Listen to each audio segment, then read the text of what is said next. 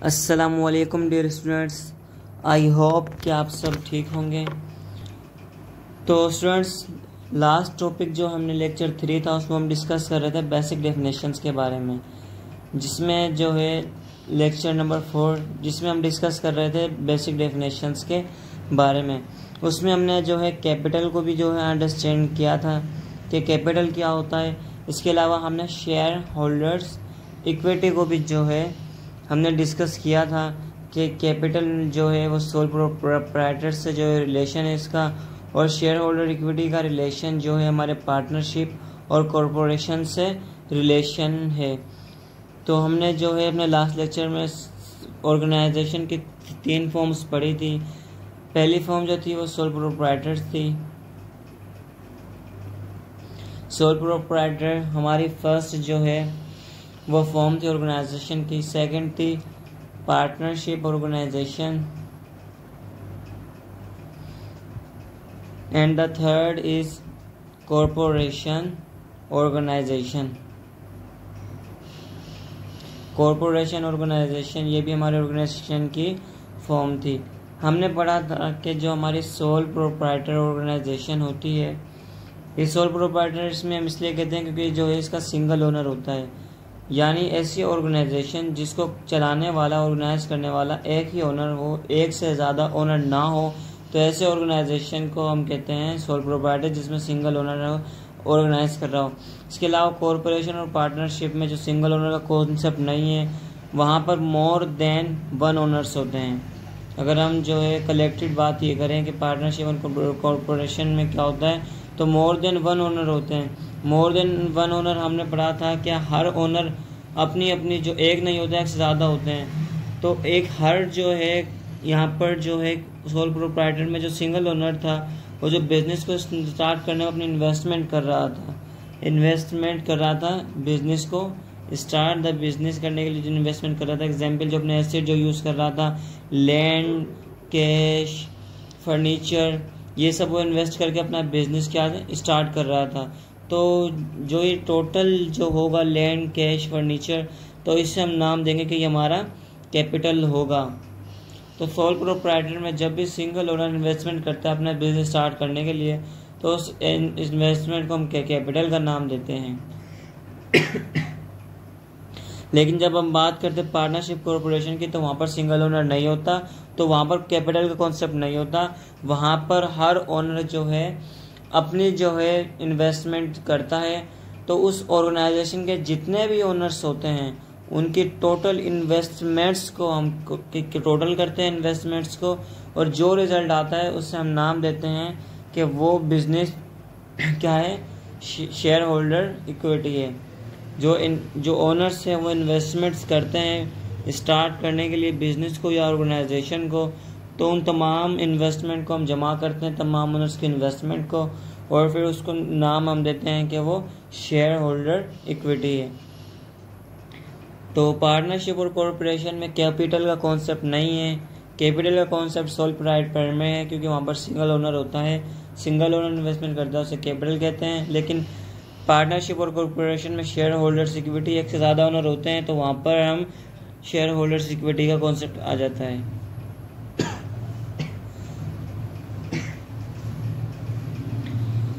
तो share holder equity का concept वहाँ पर आ जाता है। तो सिंगल ओनर में तो सोल प्रोप्राइटर में और पार्टनरशिप और कॉरपोरेशन में ये फ़र्क होता है कि सोल प्रोप्राइटर में सिंगल ओनर होता है, इसलिए उसकी इन्वेस्टमेंट हो कैपिटल। पार्टनरशिप और कॉरपोरेशन में एक से ज़्यादा होते हैं, तो वहाँ पर शेयर होल्डर इक्विटी। अब हम जो एग्जाम्पल ले लेते हैं दोनों कैपिटल की भी और शेयर होल्डर इक्विटी की। एग्जाम्पल सोल प्रोप्राइटर लेते हैं कि Ahmed start a business with cash 10,000, land 5,000 and furniture 3,000। यानी अहमद ने अपना स्टार्ट बिजनेस किया, और उसने किस किस चीज़ से अपना बिजनेस स्टार्ट किया। कैश लगाया 10,000, लैंड जो है लगाई उसने 5,000 की, और फर्नीचर पर उसने जो लगाया 3000, तो लैंड उसने जो लगाई वो 5000 की लगाई। तो जो हम अक्सर लिखें जो टोटल एसेट को, तो जो कैश उसने लगाया था वो 10,000 लगाया था बिजनेस को स्टार्ट करने में। लैंड जो उसने लगाई थी 5000 बिजनेस को स्टार्ट करने में। एंड फर्नीचर जो उसने इन्वेस्ट किया था वो 3000 था अपने बिजनेस को इन्वेस्ट करने में। तो अगर हम टोटल ये करें तो ये हमारे बन जाता है 18,000।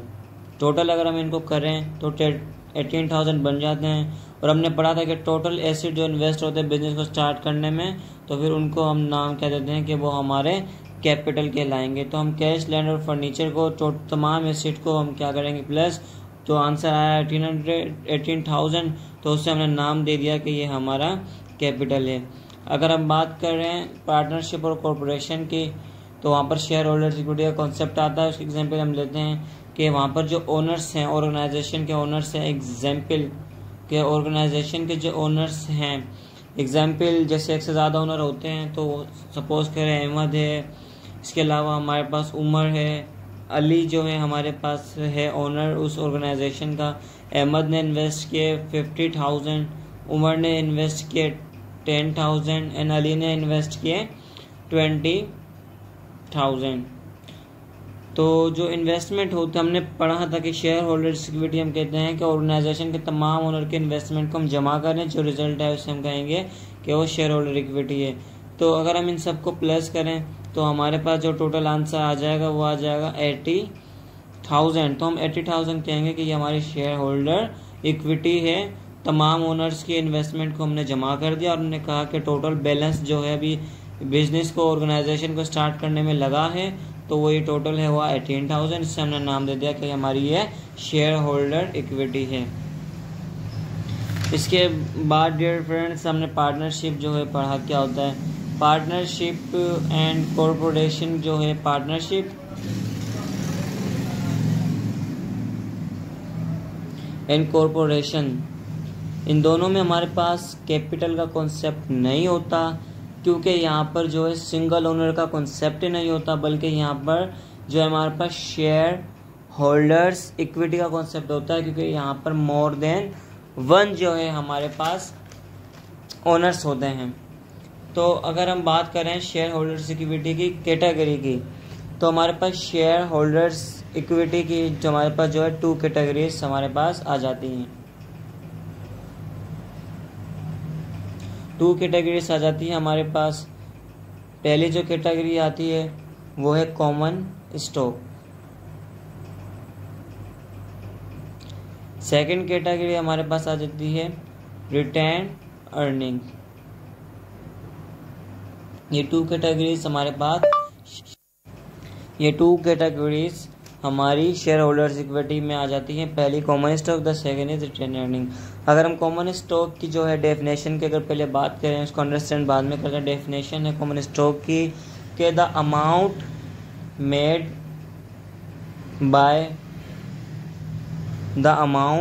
Bye it's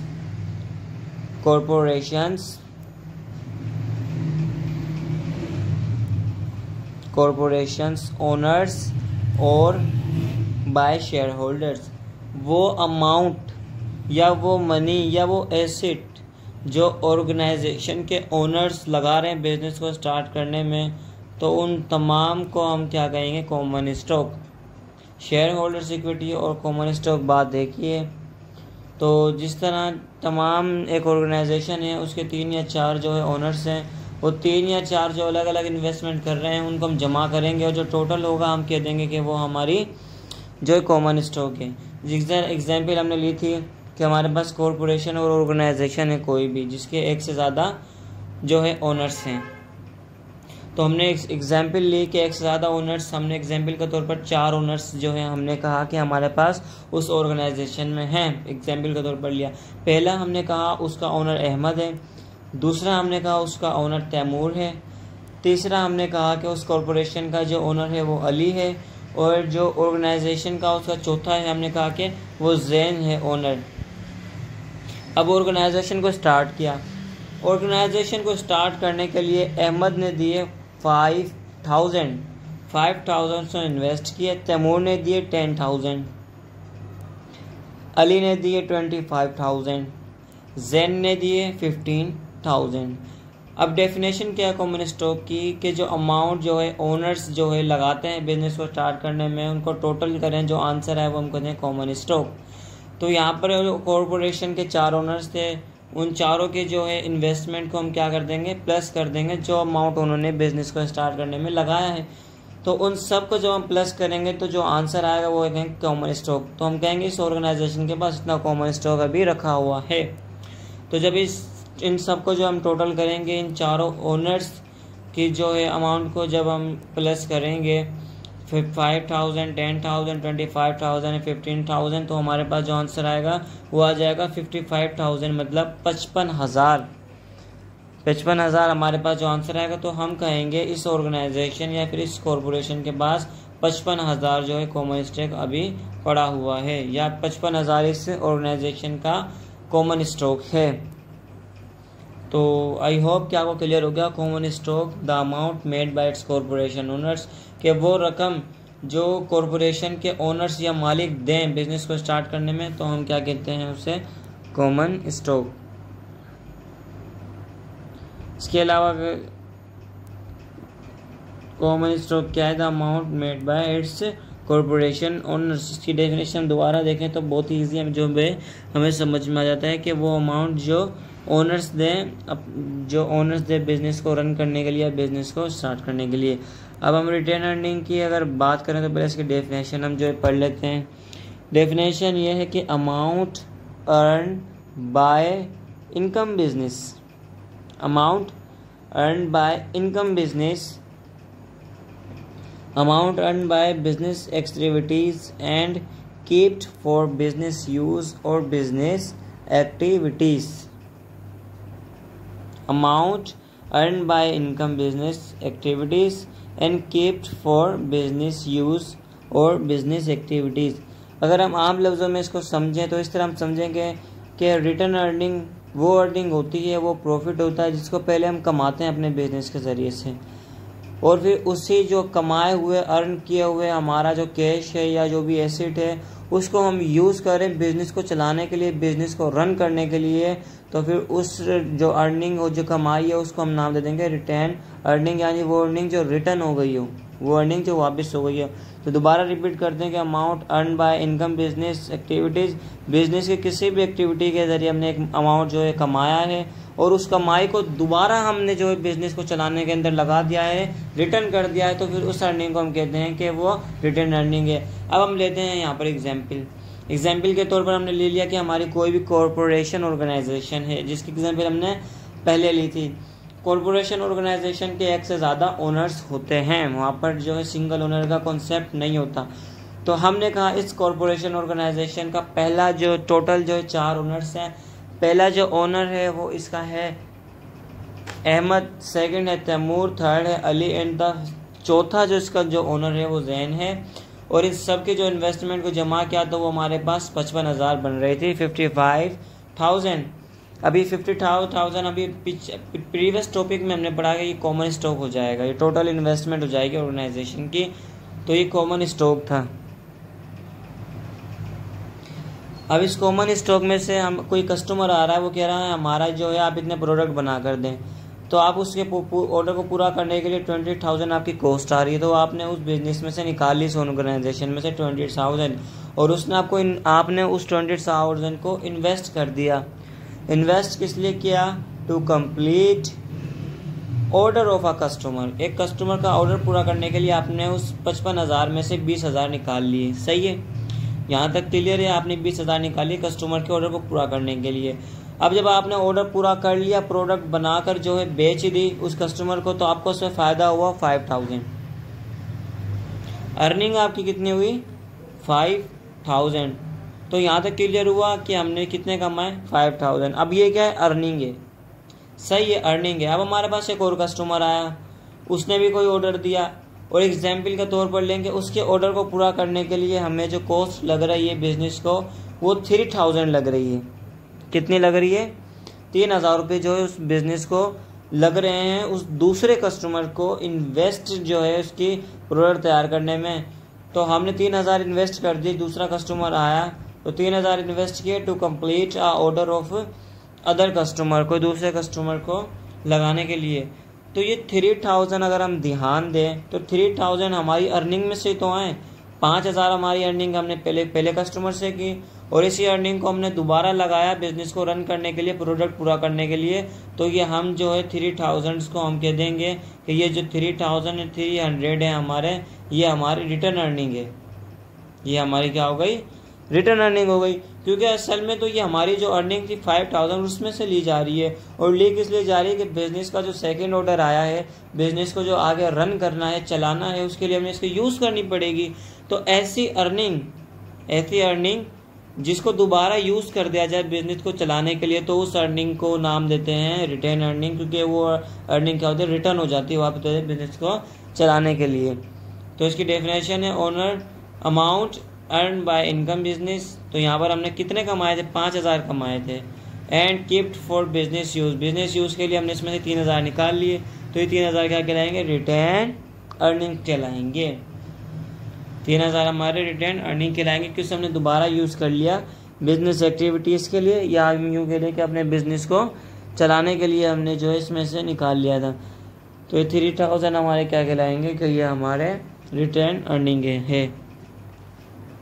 I hope clear हो गया होगा। कोई भी प्रॉब्लम आए तो कमेंट में हमसे क्वेश्चन वगैरह कर लें, तो हम उसको आप तक जो है क्लियर करने की कोशिश करेंगे इंशाल्लाह। बेसिक डेफिनेशन हम क्लियर कर रहे थे। बेसिक डेफिनेशन में कैपिटल और शेयर होल्डर इक्विटी को हमने क्लियर किया। अब हमारे पास दो अदर डेफिनेशन आती है बेसिक, उसका नाम है रिवेन्यू। फाइनेंशियल अकाउंटिंग में जो टर्म रिवेन्यू है ये बहुत ज़्यादा यूज़ होता है, तो इसको हम अंडरस्टैंड करते हैं कि रिवेन्यू क्या होता है। रिवेन्यू दरअसल एक रिवेन्यू जो होता है तो रिवेन्यू सिंपली अगर हम कहें तो हम यूँ कहते हैं कि रिवेन्यू इकोनॉमिक बेनिफिट होता है। बेनिफिट यानी फ़ायदा, प्रॉफिट होता है एक तरह का। रिवेन्यू क्या होता है? इकोनॉमिक बेनिफिट होता है, जो कि हम अपने रनिंग बिजनेस से हासिल करते हैं। मतलब कोई हमारा बिजनेस चल रहा है, उससे हमने कोई प्रॉफिट कमा लिया, अर्निंग कर ली, तो उस इनकम को, उस प्रॉफिट को हम नाम क्या देंगे कि वो हमारी क्या है? रिवेन्यू है। तो रिवेन्यू क्या? इकोनॉमिक बेनिफिट है, जो हम कैसे हासिल करते हैं? हम अपने रनिंग बिजनेस के ज़रिए से हासिल करते हैं।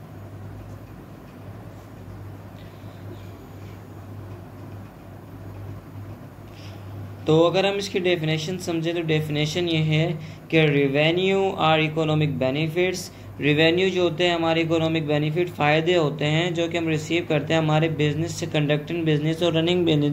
जो हमारा बिजनेस चल रहा है, जो प्रॉफिट हम कमा रहे हैं, उससे हम रिवेन्यू कह देते हैं सिंपली। तो इतना ज़्यादा कोई हार्ड टॉपिक नहीं है। अब इसकी एग्जाम्पल हम ले लेते हैं कि एग्जाम्पल से जो बात क्लियर हो जाती है।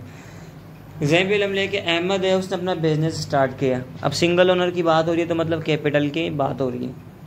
अहमद ने अपना बिजनेस स्टार्ट किया और उसने एक कस्टमर शुरू में आया, उसने प्रोडक्ट बनवानी थी जिस पे कॉस्ट आ रही थी 30,000। अहमद ने 30,000 कॉस्ट लगा दी, कॉस्ट लगाई, प्रोडक्ट तैयार, उसने 50,000 के बेच दिए। 30,000 कॉस्ट की, 50,000 में बेच दिए। तो सिंपल यानी उसको बेनिफिट हुआ 20,000 का। कितने का हुआ? 20,000 का। यानी उसने अपने रनिंग बिजनेस से 20,000 कमा लिए। तो उस 20,000 को हम रिवेन्यू कह देंगे, सिंपली इकोनॉमिक बेनिफिट। तो ये 20,000 हमारे लिए क्या हो गए? बेनिफिट हो गए। तो ये हम कह देंगे कि 20,000 जो है वो हमारा रिवेन्यू है, ये हमारा बेनिफिट है, ये हमारा रिवेन्यू है। अब हम रिवेन्यू की जब बात करते हैं तो हमारे पास 2 कैटेगरीज आ जाती है रिवेन्यू की। पहली कैटेगरी है जो हमारे पास आती है वो होती है ऑपरेटिंग रिवेन्यू, और जो सेकंड हमारे पास कैटेगरी आ जाती है वो होती है नॉन ऑपरेटिंग रिवेन्यू।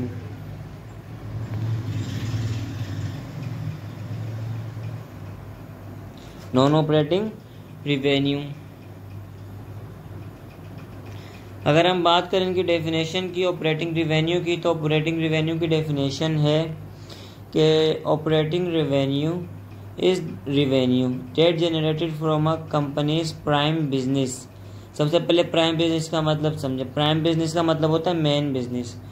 तो रिवेन्यू, वो रिवेन्यू जो हमारे मेन बिजनेस से कमाया जाए, मेन बिजनेस से कमाया जाए, तो उस बिजनेस को हम कहते हैं प्राइम बिजनेस। और प्राइम बिजनेस और उससे जो रिवेन्यू हासिल किया जाएगा उससे हम नाम देंगे ऑपरेटिंग बिजनेस का। एग्जाम्पल हमारे पास अहमद की कंपनी है, अहमद कंपनी, वो क्या करती है, मोबाइल जो है बनाती है। एग्जाम्पल मोबाइल जो है मैन्युफैक्चर कर रही है, मैन्युफैक्चर मोबाइल, तो ये उसका मेन बिजनेस है। वो पूरा दिन अपनी जो है मोबाइल मैन्युफैक्चरिंग जो है बनाती है, सुबह 8 से लेकर शाम 6 बजे तक, ये उनका मेन बिजनेस है, मोबाइल बनाते हैं। लेकिन वो क्या करते हैं, शाम के 6 बजे से लेकर 8 बजे तक सिर्फ 2 घंटे जो है वो काम करते हैं लैंड का। सही है, वो बात की बात है। पहले हम बात करते हैं मैन्युफैक्चर जो है उसका मोबाइल करती है, तो इसका मेन बिजनेस है अहमद की कंपनी का। सही है, तो मैं मोबाइल मैन्युफैक्चर कर रहा मेन बिजनेस है, लेकिन वही सुबह 6 से, ये सुबह 8 से शाम 6 बजे तक करते हैं, फिर शाम के 6 से शाम 8 बजे तक, यानी 2 घंटे जो है ये लैंड बिजनेस करते हैं। यानी लैंड को पहले जो है खरीदते हैं, फिर इस पर प्रॉफिट रखकर उसे रीसेल करते हैं, उसे बेच देते हैं, तो इस तरह उन्हें प्रॉफिट मिलता है।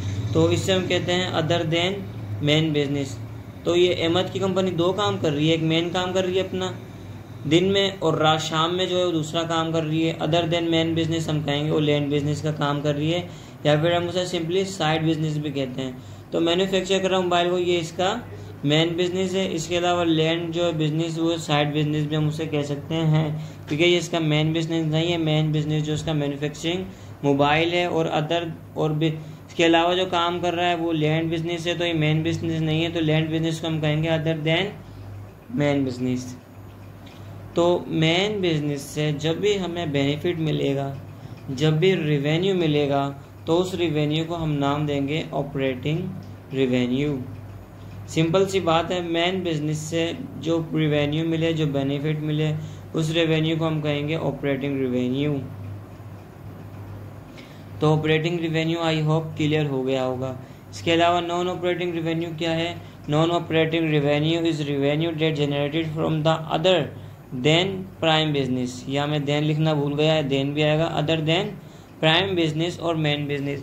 आपका जो मेन बिजनेस है प्राइम बिजनेस है, इसके अलावा जो आप बिजनेस कर रहे हैं, जैसे हम यहाँ पर लैंड बिजनेस कर रहे थे, साइड बिजनेस, तो अदर देन मेन बिजनेस जिससे हम रिवेन्यू कमाएंगे, यानी मेन बिजनेस के अलावा जो भी हमारा बिजनेस चल रहा है उससे जो हम बेनिफिट कमाएंगे, रिवेन्यू जो हम कमाएंगे, तो उस रिवेन्यू को नाम दे देंगे non operating revenue. Non operating revenue तो ऐसा रिवेन्यू जो हमारे मेन बिजनेस से ना कमाया जाए, बल्कि मेन बिजनेस के अलावा जो हम अपना साइड बिजनेस कर रहे हैं उससे अगर जो कमाया जाए तो उसको हम रिवेन्यू को नाम देते हैं non operating revenue. I hope clear हो गया होगा आपको कि रिवेन्यू क्या है। अच्छा, तो रिवेन्यू को हम इनफ्लो भी कहते हैं। इनफ्लो क्यों कहते हैं? क्योंकि कैश फ्लो होता है हमारे बिजनेस की तरफ। हमने कहा बेनिफिट, प्रॉफिट, फ़ायदा तो पैसे कहाँ आ रहे हैं हमारे बिजनेस की तरफ। हम कस्टमर को सर्विस दे रहे हैं या प्रोडक्ट दे रहे हैं तो हमें मनी देगा, कैश देगा, तो वो जो है हमारे बिजनेस में आ रहा है तो उसे हम कहेंगे इनफ्लो। इसके अलावा हमारे पास आ जाता है कोई एक और डेफिनेशन, एक्सपेंस। फाइनेंशियल अकाउंटिंग के अंदर एक्सपेंस भी एक जो है टर्म है जो कि यूज़ होगा काफ़ी आगे जाकर ट्रांजैक्शन में। तो एक्सपेंस की अगर हम डेफिनेशन पढ़ें तो expenses are the cost, expenses are the cost incurred in generating revenues। Expenses क्या होते हैं? कॉस्ट होता है, खर्चा होता है। जो हम खर्चा क्यों करते हैं? हमारे रिवेन्यू को जनरेट करने में, हमें फ़ायदा लेने के लिए जो हम कॉस्ट करते हैं उससे हम एक्सपेंस कहते हैं। वो खर्चा जो हम मुनाफा कमाने के लिए लगाएं उसे हम एक्सपेंस कहते हैं। एग्जाम्पल हम लें, एग्जाम्पल से क्लियर हो जाएगा। हमारे पास एक लैंड बिजनेस है, हमारा लैंड का बिजनेस है। हम सस्ते दामों में लैंड खरीदते हैं, महंगे दामों में लैंड को बेच देते हैं, प्रॉफिट रखकर अपना पहले परचेस करते हैं फिर उसे सेल करते हैं। तो एग्जाम्पल कह रहे हैं कि आप उस बिज़नेस ने, लैंड बिजनेस में से हमने जो है एक जो है लैंड जो है परचेस की। उस बिज़नेस में हमने लैंड जो है परचेस की, और वो लैंड जो है हमने कितने की परचेस की? वो लैंड हमने परचेस की 45,000 की। तो ये हमारी कॉस्ट हो गई, ये खर्चा हो गया। अभी हम जो है ज़मीन खरीद रहे हैं, ओके। फिर हमने क्या किया, उसी लैंड को सेल कर दिया, रीसेल कर दिया हमने उसी लैंड को जो हमने 45,000 में खरीदी हुई थी। जब हमने सेल किया उस लैंड को तो वो गई 70,000 में, 70,000 में। 45,000 में हम ले रहे हैं, बेच रहे कितने में, 70,000 में। तो हमें रिवेन्यू कितने का मिला, जो मतलब बिजनेस में पैसे आएंगे एक्स्ट्रा, वो कितने हुए, वो बने 25,000।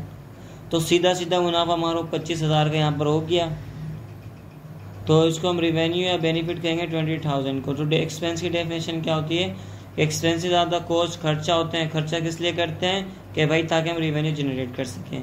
तो जब हम लैंड खरीद रहे थे तो 45 जो हमने खर्चा करा था, कॉस्ट करी थी, तो इस खर्चे को हम कहेंगे कॉस्ट, क्योंकि इसको हमने यूज़ किया था हमारा रिवेन्यू कमाने में, और हमने कमाया भी 25,000 रुपये। 25,000 है, सही है। वो 25,000 क्या है, हमारा रिवेन्यू था। तो ये कॉस्ट जो हमारा क्या कहलाएगा, एक्सपेंस कहलाएगा। सिंपल एक्सपेंस कहलाएगा कॉस्ट, क्योंकि इसके ज़रिए से हमने रिवेन्यू जनरेट किया, या फिर हम यूँ कह के इस कॉस्ट को हमने यूज़ किया रेवेन्यू जनरेट करने के लिए। तो आई होप आपको क्लियर हो गया होगा। एंड इसके अलावा जो है हमारे अदर भी एग्जाम्पल मिलती है, हमारी सैलरी जो हम वर्कर्स को देते हैं, सैलरी जो हम वर्कर को देते हैं, ये भी एक्सपेंस है। क्योंकि जो आप प्रोडक्ट्स पूरा कर रहे हैं अपने कस्टमर का, तो वो आप अकेले तो पूरा नहीं कर रहे, आपके वर्कर आपकी हेल्प कर रहे हैं उसमें, तो आपको फ़ायदा है। तो वर्कर्स भी दे रहे हैं प्रोडक्ट्स पूरा करने में, तो ये भी आपका एक्सपेंस कहला जाएगा, क्योंकि ये आपका जो है एक्सपेंस यूज़ हो जाता है आपका रिवेन्यू जनरेट करने में। इसके अलावा यूटिलिटीज़ हमारे जो हैं बिल्स आ जाते हैं, इलेक्ट्रिसिटी का बिल हो जाता है, ऑफिस में अगर टेलीफोन है तो उसका बिल भी जो है हमारे पास आ जाता है, एयर कंडीशन का बिल भी आ जाता है। तो ये भी हमारे क्या है, एक्सपेंस हैं। आई होप आपको जो है ये क्लियर हो गया होगा। इसके अलावा एक्सपेंस की भी हम कैटेगरी की बात करें तो जिस तरह रिवेन्यू की 2 कैटेगरीज थी, इसी तरह एक्सपेंस की भी 2 कैटेगरीज है। पहला कैटेगरी का नाम है operating expense and the other is non operating expense.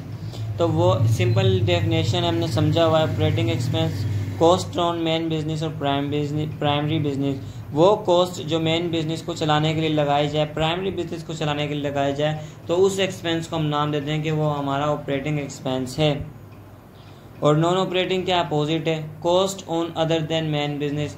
हमारा जो भी बिजनेस चल रहा है, मेन बिजनेस के अलावा जो भी बिजनेस चल रहा है, साइड बिजनेस, उस साइड बिजनेस पे जो भी एक्सपेंस कर रहे हैं वो नॉन ऑपरेटिंग कहलाएगा। तो हम बेसिक डेफिनेशन का पार्ट 3 जो है आज हम पढ़ रहे थे वो हमने क्लियर कर लिया। इसके अलावा हम जो है मज़ीद जो है आगे हम फर्दर पढ़ेंगे डेफिनेशन। तो स्टूडेंट्स अगर आपको समझ आए तो लाइक एंड कमेंट प्लीज़ लाजमी कीजिएगा, ताकि मुझे पता चल जाए आपका मेरी वीडियो अंडरस्टैंड हो गई। तो लाइक एंड कमेंट प्लीज़। अल्लाह हाफिज़।